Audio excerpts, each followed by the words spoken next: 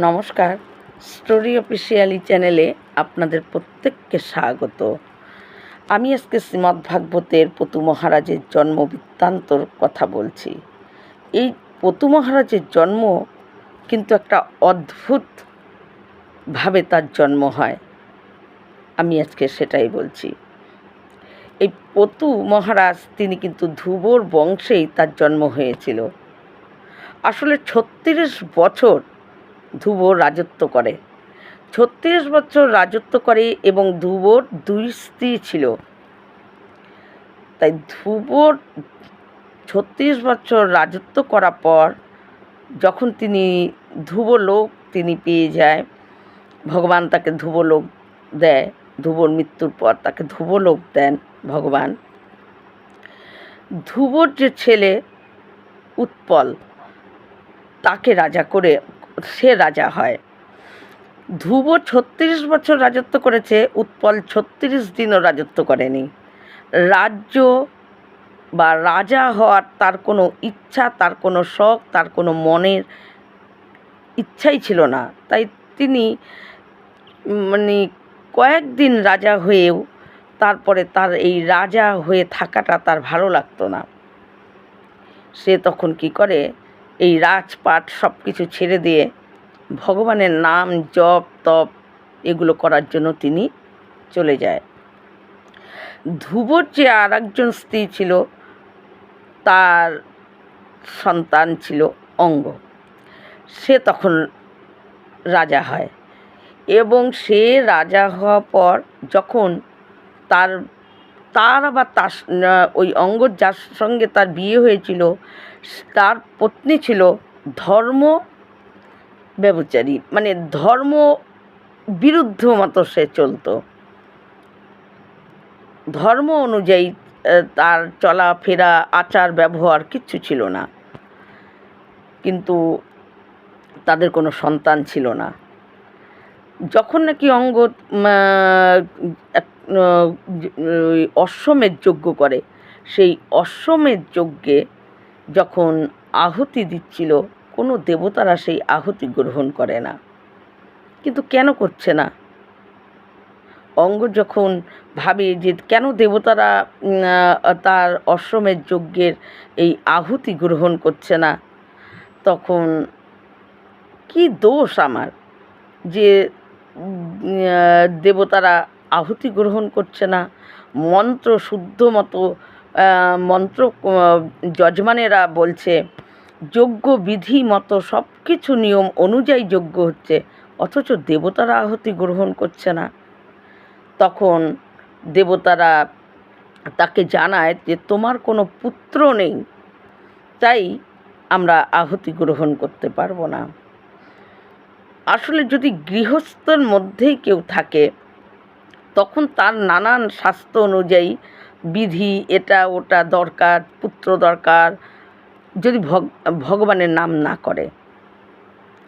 কিন্তু যদি ভগবানের স্মরণ বা ভগবানের নাম জপ করা যায়, তার পুত্র থাক, কন্যা থাক, না থাক, তাতে কোনো যায় আসে না। সব কিছুতে সে মুক্তি, সব কিছুতে শুধু নাম যে করে তার আর কোনো দোষ থাকে না, সব কিছুতে সে মুক্তি পেয়ে যায়। কিন্তু তখন ওই অঙ্গ যখন বলে যে কেন এতে আমার কি দোষ, তখন বলে যে না, তোমার দোষ নেই, তোমার যে পুত্র সন্তান নেই এটা তোমার এই জন্মের কোনো দোষের কারণে যে তুমি ভোগ করছো তা না, এটা তুমি পূর্ব জন্মে কোনো এক কর্মের ফলে, সেই কর্ম ভোগের ফলে তোমার এই জন্মে কোনো পুত্র সন্তান নেই, কোনো সন্তান নেই। তখন ব্রাহ্মণেরা খুব দুঃখী হয়ে যায়, যজমানেরা, যে এই রকম করে যজ্ঞ মন্ত্র উচ্চারণ করার পরও দেবতারা আহুতি গ্রহণ করছে না। ব্রাহ্মণেরা তখন তাকে পরামর্শ দেয় যে দেখো, প্রথমে তুমি পুত্র প্রাপ্তির জন্য যজ্ঞ করো, তারপরে তুমি আবার যজ্ঞ করবা, তখন তাহলে নিশ্চয়ই পুত্র যদি হয়ে যায় তাহলে দেবতারা তোমার যজ্ঞের আহুতি গ্রহণ করবেই। তখন ব্রাহ্মণদের পরামর্শ মতো সে পুত্রপ্রাপ্তি যে যজ্ঞ, সেই যজ্ঞ করতে শুরু করে। কিন্তু সেই যজ্ঞে একজন মানে সোনার মালা পরে সেই সুন্দর দিব্য দেখতে সে যজ্ঞের থেকে এসে এক সোনার কলসিতে ক্ষীর মানে পায়েস দিয়ে যায় অঙ্গদকে। সেই পায়েস নিয়ে তার পত্নীকে সে দেয়, সে তার পত্নী সেই পায়েস খেয়ে তার পুত্র হয়। কিন্তু যেহেতু তার পত্নী ধর্ম ব্যভিচারী ছিল, ধর্ম মানত না, ধর্ম অনুযায়ী সে চলতো না, তাই তার পুত্র তার স্বভাব গ্রহণ করে সেই দুষ্ট এক পুত্র জন্মায়, তার নাম হলো ভেন। এতটাই দুষ্ট, যখন ছোট ছিল তখন ছোট ছোট শিশুরা যখন খেলা করত তাদের গলা মচকে মচকে তাদেরকে মেরে ফেলতো, এবং যখন বড় হয় তখন হাহাকার পড়ে যায় প্রজাদের মধ্যে যে ওই ভেনের অত্যাচারে আর কেউ ভেন আসছে মানে ও বেড়ালেই সবাই ছুটাছুটি করতে থাকে, যাকে দেখে তারই ঘাড় মোটকে রাক্ষসের মতো স্বভাব মেরে ফেলে। বনের পশু পাখি সব কিছু দেখলেই তাদেরকে মেরে ফেলছে। এই রকম দুষ্ট প্রকৃতির যখন সন্তান, তাকে অনেক বোঝায় অঙ্গ, কিন্তু তার পিতা অনেক তাকে বোঝানো সত্ত্বেও যখন সে বোঝে না, তার পিতা তখন কি করে বলে যে এর থেকে যাদের পুত্র নেই তারা হলো পূর্ব জন্মের যদি কোনো কেউ পুণ্য করে থাকে তাদেরই পুত্র সন্তান হয় না, এই কথা অঙ্গদ বলে। বলে সে কি করে সমস্ত কিছু ছেড়ে একদিন রাতে এই পুত্রের দুষ্টতা, ভেনের দুষ্টতা আর সে সহ্য করতে না পেরে সে বনে চলে যায়, ভগবানের নাম জপ তপ করার জন্য বনে চলে যায়। এখন সেখানে আর রাজা কে হবে? তখন তার ওই ভেনের মা, তার খুবই ইচ্ছা ছিল যে ভেন হলো রাজা হোক, তাই তার মার ইচ্ছা মতো ভেনকেই, জানে দুষ্ট প্রকৃতির ঋষি মুনি সবাইকে বড়দেরকে ডেকে তাকেই রাজা করা হয়। যখন ভেন রাজা হয় তখন তার ক্ষমতা, তার সব কিছু আরও বেড়ে যায়, তার দুষ্টতাও আরও বেড়ে যায়। ভেন যখনই বেরাতো সবাই ছুটাছুটি করতো প্রজারা, কেন যাকে সামনে দেখতো তারই গলা মুড়িয়ে তাকে মেরে ফেলতো, কেউ তার সামনে বেঁচে থাকার মতো ক্ষমতা ছিল না। রাজা হয়েই প্রথমে আদেশ দেয় হরি নাম করা যাবে না, যজ্ঞ করা যাবে না, কোনো তপ করা যাবে না, কোনো কিচ্ছু করা যাবে না, কোনো ধর্মব্যাপী কোনো কাজ করা যাবে না আদেশ করে। ভেনের অত্যাচারে সমস্ত প্রজারা মানে ঘর থেকে বেরাতে পারে না, এই রকমও তার অত্যাচার। তখন ওই ব্রহ্ম ঋষিরা তারা যখন তাদের যজ্ঞ তপ, ভেনের অত্যাচারে তারা কিছুই করতে পারছে না, যে করবে তাকে মেরে ফেলবে, তখন ঋষিরা বিচার করে যে এইভাবে তো সম্ভব না, ধর্ম তো নষ্ট হয়ে যাবে, ভগবানকে প্রাপ্তি করার লক্ষ্যই হলো ভগবানের নাম জপ তপ করলে ভগবানকে পাওয়া যায়। ভগবানের সান্নিধ্যে ভগবত ধাম পাওয়ার জন্য সবাই নিজেকে মুক্তি পাওয়ার জন্য ভগবানের নাম করে, কিন্তু নামই যদি না করতে পারি, যজ্ঞই যদি না করা যায়, তপই যদি না করা যায়, কি করে আমরা ভগবত ধাম আমরা পাবো, কি করে ভগবানকে পাওয়া যাবে? এ তো অনাচার। তখন সমস্ত ব্রহ্ম ঋষিরা ভেন রাজার কাছে যায় এবং তারা ঋষিরা যুক্তি করে যে কেউ তাদের প্রভাব, তাদের যে শক্তি, এবং তারা নম্র হয়ে তার সঙ্গে কথা বলবে, সমস্ত রাগ তারা লুকিয়ে রাখবে। গিয়ে ওই রকম দুষ্ট রাজাকে তাদের ওই ব্রহ্ম ঋষিরা জোরহাত করে বলাটাও মানে অনেক বড় ব্যাপার, কিন্তু তবুও তারা নিজেদের উপর মানে ধৈর্য রেখে তারা ভেনকে গিয়ে জোরহাত করে ব্রহ্ম ঋষিরা প্রণাম জানায়, কিন্তু ভেন তার বিপরীত যে তাদেরকে প্রণাম জানানো উচিত সে সেটা ভাবেও না। তারপরেও ভেন কোনো কথা বলছে না। তখন ব্রহ্ম ঋষিরা যখন তাকে বলে যে ঠিক আছে, তুমি অনেক কল্যাণ হোক, এ হোক সে হোক, তার নানা রকম প্রশংসা করার পর তখন বলে, কি কি কেন এসেছেন বলেন। তখন তারা বলে যে এই যে যজ্ঞ তপ, ভগবানের নাম, হরিভক্তি সব কিছু করা যে আপনি বন্ধ করে দিয়েছেন, এতে তো কোনো ধর্মই নষ্ট হয়ে যাবে। কি করে মানুষ তো ভগবানকে পাওয়ার জন্য, ভাগবত ধাম পাওয়ার জন্য মানুষ ভগবানের জপ তপ করে, তাই সেটাই যদি করতে না পারে কি করে মানুষ সুপথে চলবে, কি করে মানুষ ভালো থাকবে। তাই আপনি এটাকে বন্ধ করবেন না। জপ তপ যজ্ঞ হরিনাম এগুলো করার আপনি বন্ধ করবেন না, এগুলো করার আপনি অনুমতি দিন। ভেন এই কথা শুনে ঋষিদের উপর এমন রাগ করে যে কি কোনো হরিনাম জপ তপ এগুলো কিচ্ছু করা হবে না, আমার আদেশ। এই যখন বলে তখন ঋষিরা তাদের হাতে অস্ত্র না থাকলেও তাদের কোমণ্ডলের জল কিন্তু একটা ব্রহ্মাস্ত্র থেকেও বেশি শক্তি। তাদের কোমণ্ডলের জল কিন্তু একটা বড় বড় অস্ত্র যেরকম কাজ করে, তাদের কোমণ্ডলের জল সেই রকমই শক্তি। কারণ তাদের তপ করার শক্তি, তাদের জপ করার শক্তি, তাদের ভগবানের নামের শক্তি, সমস্ত শক্তি তাদের মধ্যে আছে। তারা দেখায় না, কিন্তু ভেন যখন তাদের উপরে কথা মানে না, তখন সমস্ত ঋষি একসঙ্গে ওই কোমণ্ডল থেকে জল নিয়ে ভেনের উপর ছিটিয়ে ভেনকে তক্ষুনি শেষ করে দেয়। ভেনের মৃত্যু হয়ে যায়।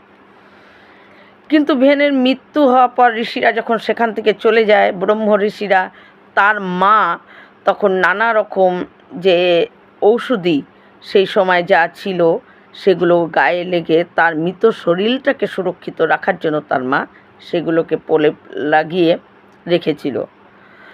এইভাবে কিছুদিন চলছিল। তখন ব্রহ্ম ঋষিরা যখন একদিন সবাই স্তব করতে বসে, নাম করতে বসে ভগবানের, সেই সময় দেখে চোর ডাকাত সমস্ত কিছু মানে সব সময় ঘুরে বেড়াচ্ছে, অনাচার করছে, কেউ কাউকে মানে না, কেউ কাউকে, কারো কোনো শাস্তির ভয় নেই, যার যা ইচ্ছা করে যাচ্ছে, অনাচার।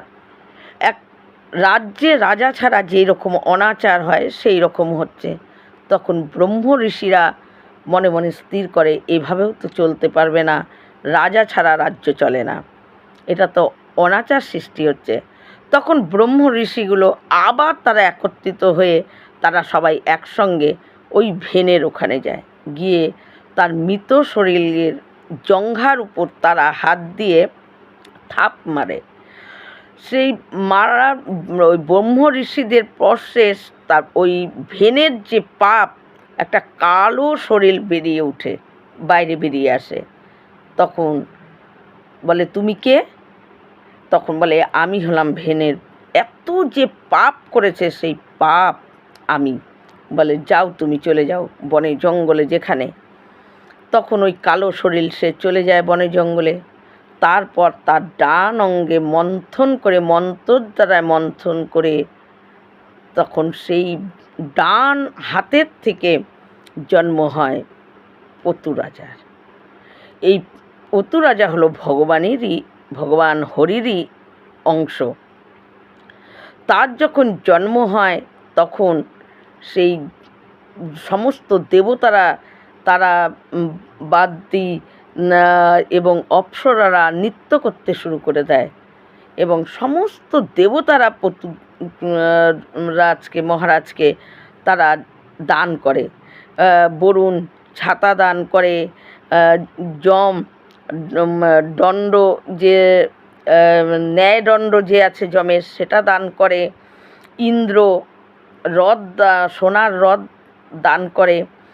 পাহাড় পর্বত বলে যে আপনি যখন কোনো রথ নিয়ে কোনোখানে যাবেন, আপনার রথ পথ ঘুরে যেতে হবে না, আপনি যেইভাবে যেতে চান আমরা মাঝখান দিয়ে পথ তৈরি করে দেবো। নদী, পাহাড় তাই বলে। সপ্ত সমুদ্র বলে আপনার যত দূর ইচ্ছায় সমুদ্রের মধ্যে দিয়ে হেঁটে পার হয়ে যাবেন, কোনো দিন জলে ডুববেন না। চন্দ্র তাকে অমৃত দান করে, এই রকম করে লক্ষ্মী তাকে সম্পদ দান করে।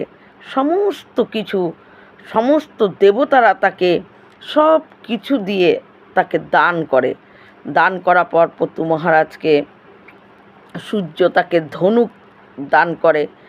এইভাবে পতু মহারাজ যখন আস্তে আস্তে বড় হয়, তিনি ধর্মপরায়ণ এবং সূর্য উদয় থেকে সূর্য অস্ত যেখানে যায় সমস্ত জায়গার পালন তিনি ওই রাজা পতু রাজা মহারাজ তিনি করতেন। তিনি যখন রাজা হয়ে সিংহাসনে বসেন, তিনি প্রথমেই দেখেন, আরে এখানে তো প্রজা পালনের জন্য যে প্রথম জিনিস দরকার, কারণ প্রজারা যাতে কোনো সময় হাহাকার না হয়, তাদের চোখ থেকে যাতে এক ফোঁটা জল না পড়ে, পতু মহারাজ সেই দিকে তার সবচাইতে নজর ছিল। জপ তপ ধ্যান ঋষিরা যা যা কিছু ভগবানের নাম করুক তার ব্যবস্থা তিনি করে দিতেন। এত মহান রাজা ছিল, আসলে তিনি ভগবানেরই অংশ। তারপর পৃথিবী যখন ওই ভেন রাজা ছিল, তার দুষ্টতার জন্য পৃথিবী ঔষধি এবং ধান সেটাকে পৃথিবী নিজের মধ্যে লুকিয়ে রেখেছিল। শাস্ত্রে বলা হয়, যখনই পৃথিবীতে পাপ বেড়ে যায়, পৃথিবী তখন কি করে, ভালো ভালো জিনিসগুলো সেগুলোকে তার মধ্যে লুকিয়ে নেয়, মানে লুপ্ত করে নেয়, লুকিয়ে রাখে। তাই যখন ওই পতু মহারাজ পৃথিবীকে দেখে যে আরে আমি প্রজা পালন করতে গেলে সবার প্রথমে তো আমার ধান অন্নের দরকার এবং ঔষধি দরকার, কিন্তু পৃথিবীতে তো এগুলো আমি দেখতে পাচ্ছি না। পতু মহারাজ যখন দেখে যে পৃথিবী এগুলোকে লুকিয়ে রেখেছে, তাকে তীর ধনুক মারতে যায়, কিন্তু পৃথিবী তখন গরুর রূপ নিয়ে, একটা গায়ের রূপ নিয়ে পতু মহারাজের কাছে আসে যে আপনি আমাকে মারতে পারবেন না, আপনি যদি আমাকে মারেন এই পৃথিবী টলতে থাকবে, আর পৃথিবী যদি টলে এই পৃথিবীর মধ্যেই আপনার প্রজারা আছে। পতু মহারাজ বলে, আমি আপনাকে মারতেও চাই না, কিন্তু প্রজা পালনের জন্য যে অন্ন দরকার, যে ঔষধি দরকার, আমি চাই না আমার প্রজাদের কোনো কষ্ট হোক, কিন্তু সেটা আপনি কেন লুকিয়ে রেখেছেন? তখন ওই পৃথিবী বলে যে দেখো, এই যখনই পৃথিবীতে পাপ বেড়ে যায়, তখন আমি ভালো ভালো জিনিসগুলো আমার মধ্যে আমি লুকিয়ে রেখে দিই, যাতে সেগুলো নষ্ট না হয়। পৃথিবী তাকে সমস্ত কিছু আবার দেয়। তাই পতু মহারাজ এইভাবে তিনি রাজত্ব চালিয়েছেন। তার রাজত্বকালে প্রজাদের যে এত সুখে শান্তিতে প্রজারা, তিনি প্রজা পালন করতেন। নিজের পুত্রকে একটা পিতা যেমন তার সন্তানকে পালন করে, প্রত্যেকটা প্রজাকে তিনি তার পুত্র হিসাবে পালন করতেন। তার এই রকম তিনি রাজা ছিলেন। আসলে ব্রহ্ম ঋষিরা যখন তাদের রাগে ওই ভেনকে মেরে ফেলে, এখন ব্রহ্ম ঋষির হাতে মৃত্যুতে ভেন এতটা দুষ্ট, যার নরকে ঠাঁই হওয়াও তার মানে অবস্থা ছিল না, কিন্তু সেই ভেনও উদ্ধার হয়ে যায়। কারণ ওই ব্রহ্ম ঋষি তাদের যে জপ, ভগবানের নাম, তাদের যে এই শক্তি, সেই শক্তির স্পর্শে সেই ভেনও উদ্ধার হয়ে যায়, এবং তারই ওই দুষ্ট ভেনের ডান অঙ্গ থেকেই ভগবান মানে ভগবানেরই অংশ পতু মহারাজ, তার জন্ম হয়। তাই পতু মহারাজের জন্ম অদ্ভুতভাবে হয়। এটাই শ্রীমদ্ভাগবতে পতু মহারাজের জন্ম বৃত্তান্ত। এই রকম ভিডিও পাওয়ার জন্য আমার চ্যানেলটিকে সাবস্ক্রাইব করবেন। নমস্কার।